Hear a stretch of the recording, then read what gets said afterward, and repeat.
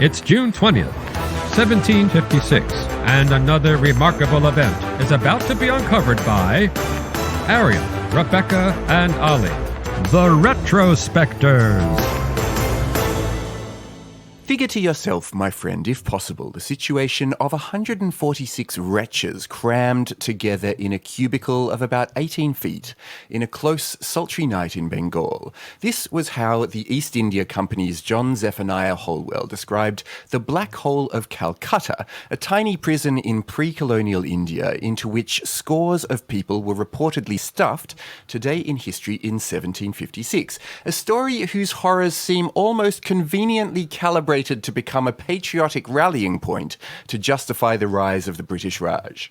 Yeah, his account is very lurid. You know, it has the prisoners sucking desperately at each other's sweat-soaked shirts for moisture. You know, they tried to take their clothes off, but then they're slipping on one another and falling and being trampled. They're drinking their own urine, falling into delirium. I mean, of himself, Holwell conveniently writes that he had faced death many times, quote, with too much propriety to be alarmed at the prospect, and indeed felt much more for my wretched companions than myself. And there are moments where he's negotiating with the guards, he's trying to get them water. You know, it's a very conveniently framed account of Holwell amid all of this pandemonium. Okay, before we dig too deeply into the 18th century literature, can I just represent those of us listening who may not have realised that the Black Hole of Calcutta was ever a real place?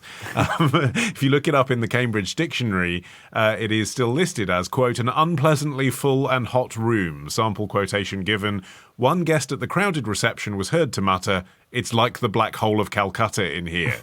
And the reason that the words still have common currency is because of the events that happened on this day in 1756. But actually, in a way, more importantly, as you're alluding to, the account of it that was given afterwards by John Howell, a tax collector for the East India Company in Fort William in Calcutta, where he'd become the chief magistrate on this day when the Bengali ruler decided it was time to take Calcutta back. Yeah, so a bit of background here. By the end of the 17th century, effective power in the Mughal Empire had fallen into the hands of these Nawabs, of which Siraj-ud-Dawla was one. They're kind of the provincial governors of the region. And this was at a time when the British and the French were building up their competing commercial empires in India. And by 1756, the East India Company, which had established a trading base in Calcutta, faced a direct threat from the French interests in the region. And so to safeguard its main fort, which was Fort William,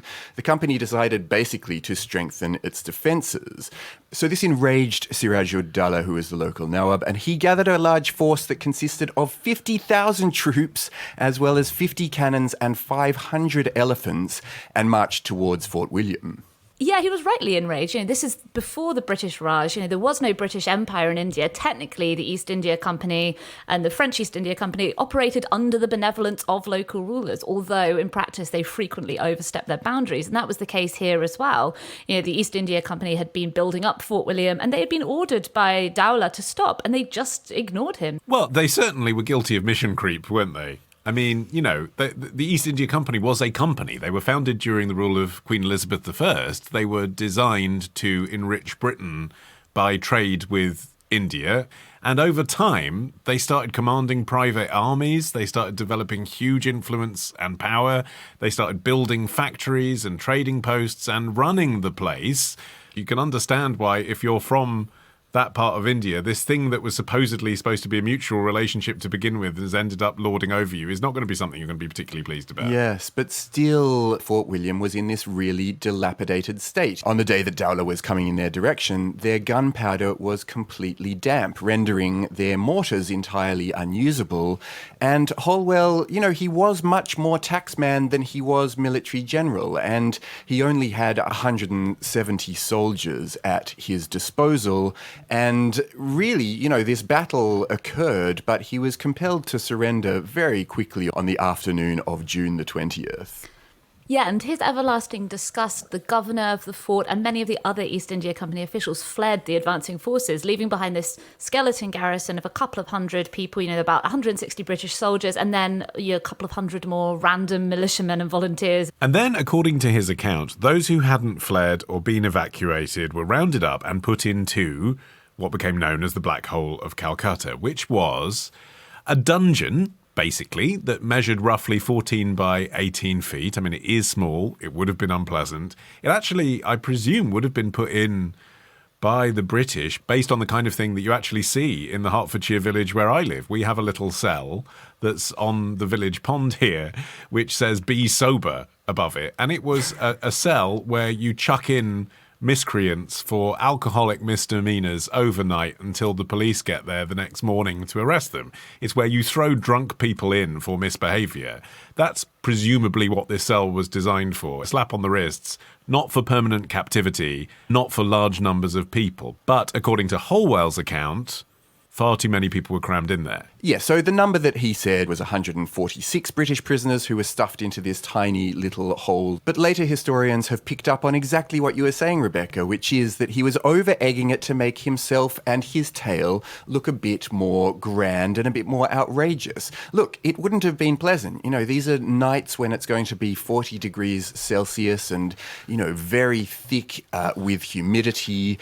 And being in such a confined space is not going to do anyone any good. The prisoners who were in there, as well as suffering all of those horrors that Rebecca mentioned at the top, were also trying to bribe their way out. And gradually, as the night went on, getting increasingly desperate until they started to perish either at the hands of the press that was going on to try and get air from the windows or even find a way to sort of barge their way out, or just the stifling conditions themselves. You can imagine the torment of being trapped in a room, being propped up against the bodies of people who had just fainted and might be dead, would psychologically be enough to make you want to faint, right?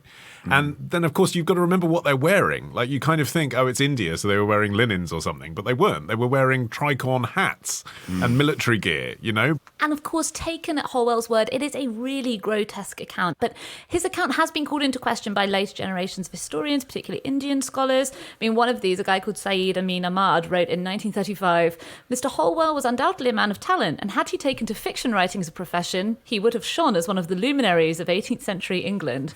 But Holwell himself was only able to name 52 of the 156 prisoners that supposedly were in the Black Hole of Calcutta. And many historians have settled on that as being a more realistic estimate of how many people could have been in there. You know, they've established that most of the casualties died in the fighting around Fort William itself. And it doesn't help that claiming to have been in the Black Hole of Calcutta became a bit of a badge of honour, you know, for soldiers returning from India, or just, you know, any wandering beggar on the street could invent the tale that they'd been in the Black Hole of Calcutta. It was something that resonated throughout Europe and particularly in the UK. But, you know, if you could tell that story and claim that bit of history, lots of people did do that, which just made it even harder to establish how many people were in there in the first place. But it almost certainly wasn't 146. Yeah, Holwell referred to the entire experience as a night of horrors I will not attempt to describe, as they bar all description. Which was his preface to then describing it in detail. Yeah, he went into a great deal of depth in his account of the whole thing the following year, which was called A Genuine Narrative of the Deplorable Deaths of the English Gentlemen and Others Who Were Suffocated in the Black Hole. And this was a story that really inspired this great deal of rage at Indians in, like, generations of Britons, and inspired at the very least the relief expedition that was led by Robert Clive, which was immediately put together and subsequently arrived in Calcutta in October. And that was where, you know, the force of the British Empire began to fight back. Yeah, so Clive went to battle with the Nawab and defeated him. And back home, Brits, because of Holwell's pamphlet, were led to believe that those actions were justifiable vengeance for the appalling mistreatment of their countrymen. I mean, obviously, in both cases, there was clearly an atrocity that happened. I suppose the atrocity of the black hole itself was accidental. I mean, they didn't care what happened to those guys when they put them in the cell, but they weren't intending to kill them. Whereas, obviously, when the Brits then turned up, you know, sword spared, they were very much intending to kill them and reclaim it back. And actually, kind of a side note is that I don't think that Holwell's intention was to denigrate India and Indians. He actually, kind of a strange dichotomy, like a lot of colonial administrators, he had a really strong interest in Indian culture, laws, religion. You know, he was a vegetarian. He was one of the first British colonists to study Hindu scripture. He learned Bengali and Persian. I think his aim was really about how unprotected the garrison had been left and how badly the East India Company officers had conducted themselves. He wasn't trying to portray it as an example of Indian barbarism, but that was the way that it was interpreted. And it's funny, as you say, Olly, the way that the Black Hole of Calcutta still exists in the psyche of...